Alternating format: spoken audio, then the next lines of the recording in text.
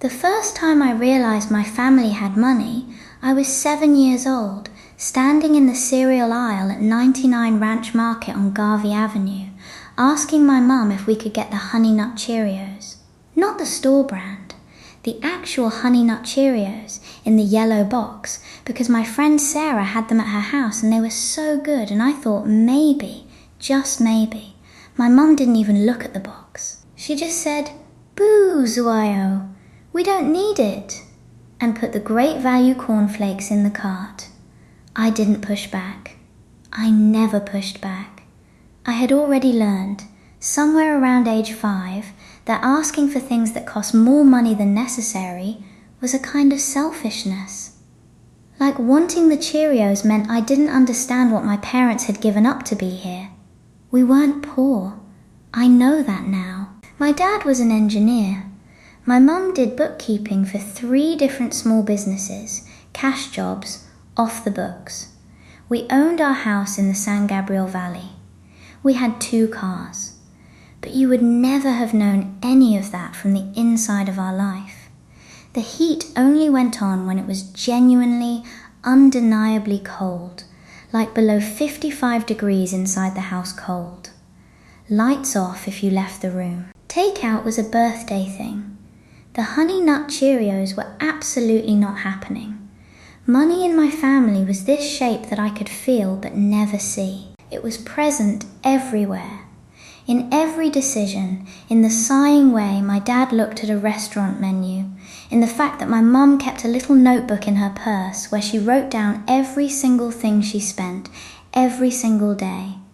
But it was never talked about. Not directly. Not out loud. Not in a way that gave me any actual information. I didn't know what my parents earned. I didn't know if they had savings. I didn't know if they had debt.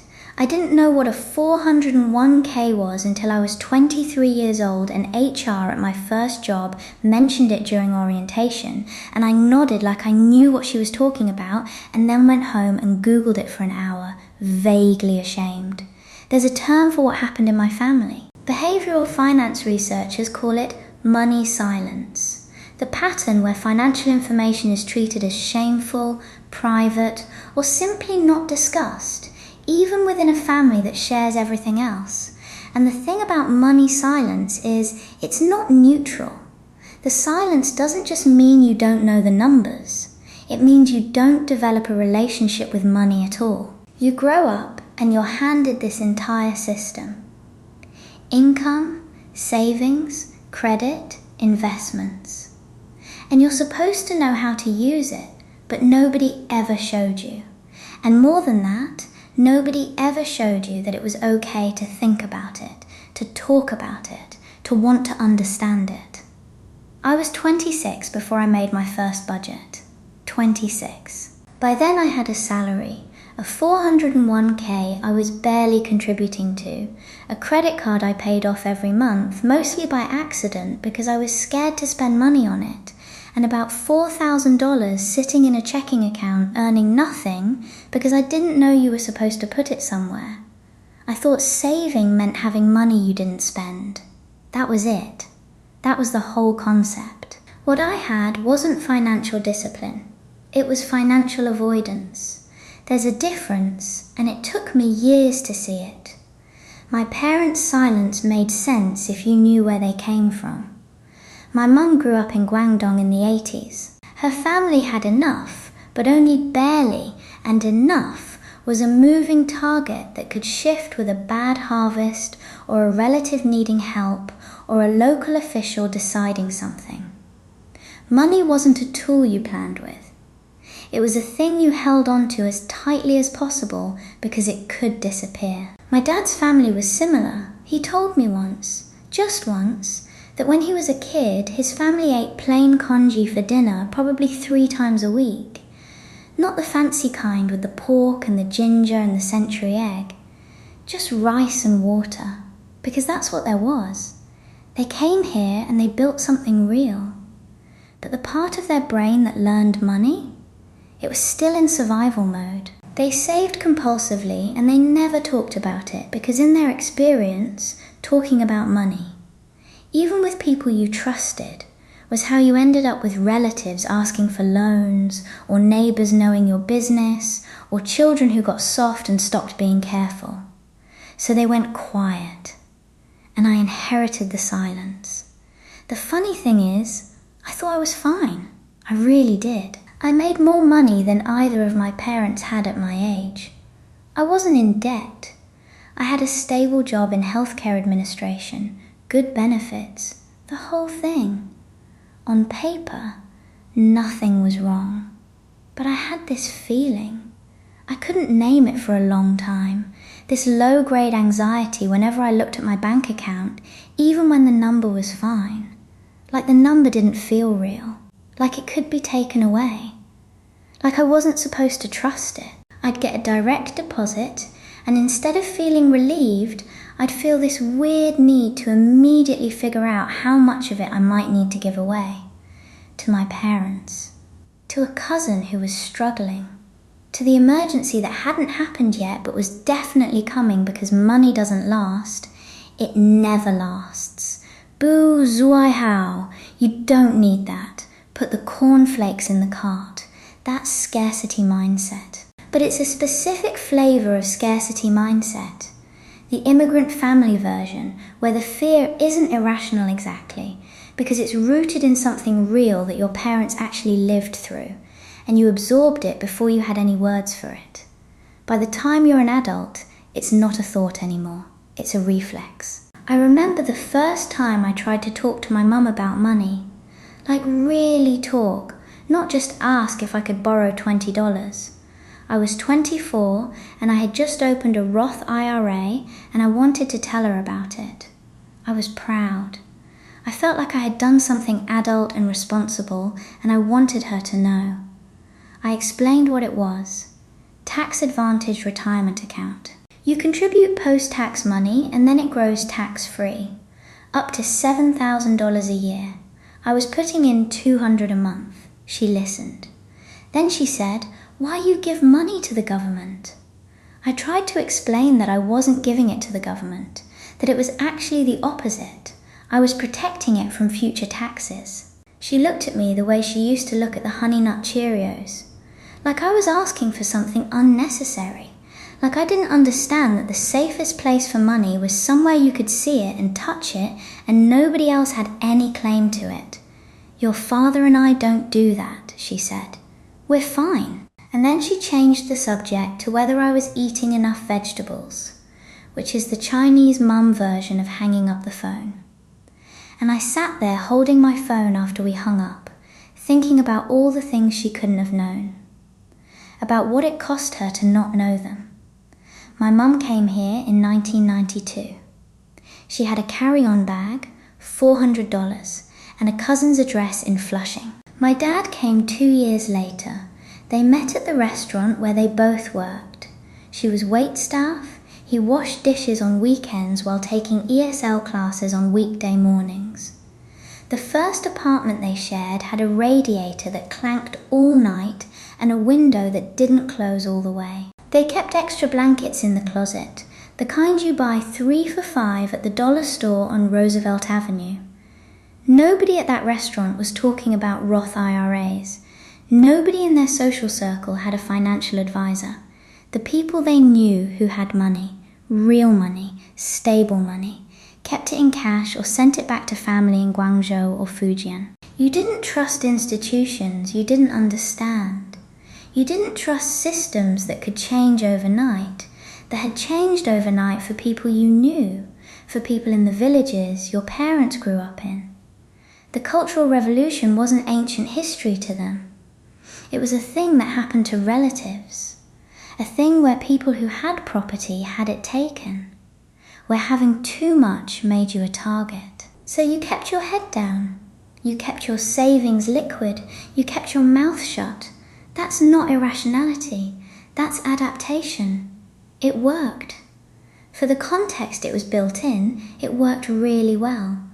The problem is that context changed, and the money scripts didn't. I think about this a lot.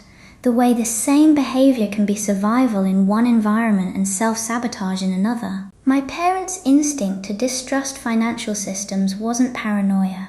It was pattern recognition developed over decades of actual instability. But I grew up in a country with FDIC insurance and employer 401k, matching and compound interest working quietly in the background for anyone who knew to use it. Different rules, same old script. When I was 24, I had a 401k I wasn't contributing to. My employer matched up to 4% and I was leaving all of it on the table. I didn't know that was called leaving money on the table. I didn't know there was a phrase for it because I didn't know the match existed as something you could claim or not claim. I thought the 401k was just a thing HR mentioned during onboarding that you could deal with later. I dealt with it at 27, when a friend from college mentioned casually that she'd been maxing hers out since 22. I remember where I was when she said that.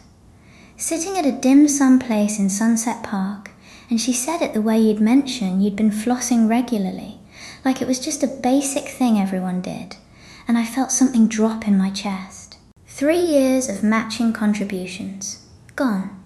Not recoverable. I went home and logged into my HR portal for the first time since I'd started that job. I set my contribution to 6% to get the full match. It took 11 minutes. The fact that it took 11 minutes and I'd waited 3 years to do it, that's the money script. That's the inheritance. After the Roth IRA conversation with my mum, I started thinking about what else I was carrying without knowing it. I went through my accounts the way you'd go through an old closet, half afraid of what you'd find. My emergency fund was decent, 3 months of expenses, which I felt good about. But it was all sitting in a regular savings account, earning 0.01% interest. I didn't know high-yield savings accounts existed.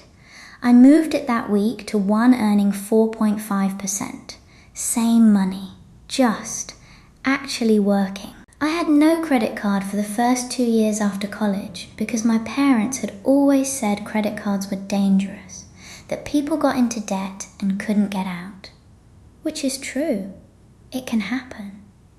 But what they didn't know, couldn't have known, was that in the US, your credit score follows you everywhere. Apartments, car insurance, sometimes job applications. I was paying rent on time for 2 years and it wasn't building my score because I didn't have any revolving credit. When I finally applied for a card, I got approved for a $500 limit, which felt embarrassing at 23, and I used it for groceries and paid it off every month, and slowly the number went up. My score now is 780. It took years to build something that could have started building from the moment I got my first job if someone had told me how it worked. Nobody told me. Not because they didn't care, because they didn't know either.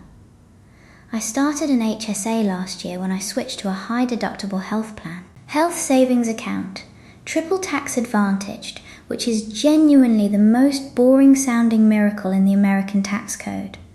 Pre-tax contributions, tax-free growth, tax-free withdrawals for medical expenses.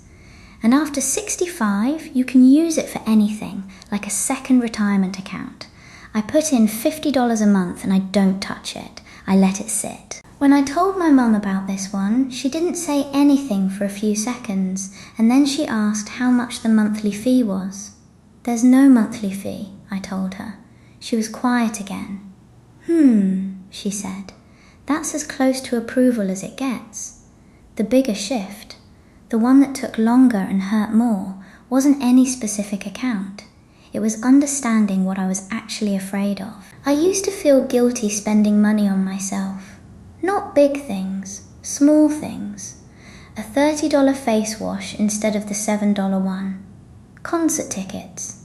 Flying home for a friend's wedding instead of driving 8 hours. My parents had scripted money as scarce and provisional and not for pleasure, and I had absorbed that so completely I couldn't buy a coffee without a small voice in my head saying, "Who do you think you are?" I talked to a therapist about this for the first time 2 years ago. She wasn't a financial therapist specifically, just someone I started seeing for anxiety, and somewhere in the third session money came up and it opened something I didn't expect. She asked me what I thought would happen if I spent money on something that wasn't practical. I said I didn't know. She said, "Sit with that. What's the fear?" And when I actually sat with it, what I found was, I was afraid of becoming a person my parents would be disappointed in. Someone frivolous. Someone who forgot where they came from. Someone who had the audacity to want things just for herself. That's not a budgeting problem. You can't solve that with a spreadsheet, but you can name it. And naming it is not nothing. Naming it is actually how you start to make different choices, slowly, imperfectly, with a lot of backsliding. I still call my parents every Sunday. My mum still asks if I'm eating enough vegetables. My dad still doesn't really understand why I don't just buy a house already, because in his mind renting is throwing money away, which is a whole other script we don't have time for today. We don't talk about money directly. We probably never will, not really. But I've stopped waiting for that conversation to happen before I give myself permission to build something. I maxed my Roth IRA last year for the first time. $7,000, spread across the year, $200 a paycheck. It felt significant in a way that was hard to explain to anyone who didn't come from where I came from. Like I was doing something my parents couldn't do and also doing it for them somehow, in the same motion. There's a word in Mandarin, xin teng, xin teng. It literally means heart pain. You use it when you see someone you love struggling, or when you spend money reluctantly on something necessary, like it costs you something emotional too. My mum says it about paying bills sometimes. "Zashin teng," she'll say. Really heart pain. I used to feel that every time I moved money into investments, like it was leaving somehow, like I was losing it. Now when I transfer money into my Roth IRA, I try to feel it differently. This is mine. This is growing. This is the thing they couldn't build because nobody showed them how. That's not ingratitude. That's not forgetting. I think that's the actual inheritance.